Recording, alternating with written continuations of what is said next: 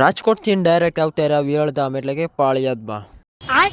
કેમ છો મિત્રો બધાને? જય દ્વારકાધીશ અને જય માં શક્તિ। આજે રાજકોટથી અચાનક નીકળી ગયા ઘરે જવા માટે।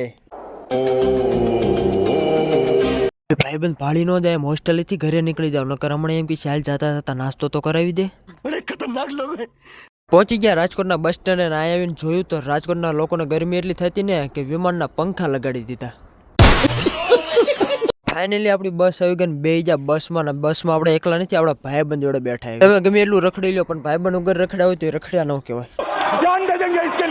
આજ તો ડ્રાઈવરને ચોખ્ખું કહી દીધું 3 કલાકમાં બસ પાળિયાદ દોવી પડે। હું તો ડ્રાઈવર આરે મસ્તી કરતો પણ ડ્રાઈવર બગડતા બગડતા બસ મૂકી પાળિયાદ બધું રમતી। ડ્રાઈવર આપણને ચોખ્ખું કહી દીધું તું વિડીયો ઉતારો ને તો ઉતારજે, ફોન પડી ગયો ને તો બસ ઊભી નહીં રાખ। પછી તો મેં કહી દીધું તમે આંકવામાં ધ્યાન દો ને।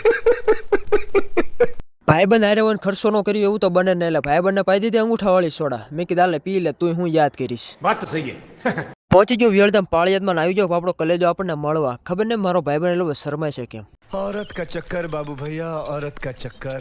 પાળિયાદથી પછી આવી ગયો આપણો ભાઈબંધ આપણને મૂકવા આપણી વાડીએ। તમને તમારો ભાઈબંધ ક્યારે મૂકવા આવે કે નહીં કમેન્ટમાં કહી દીજો। પહોંચી ગયા આપણી વાડી અને વાડી આપણે ઝાઝાદી પછી આવ્યો છીએ એટલે મારી લીધો વાડીમાં નાનકડો અમથો આટો। તો પછી હવે આપણે ડેઈલી વાડીના વ્લોગ મૂકવાની ટ્રાય કરશું। તો મળશું હવે નવા વ્લોગની સાથે, ત્યાં સુધી ચેનલને સબસ્ક્રાઈબ કરવાનું ભૂલતા નહીં।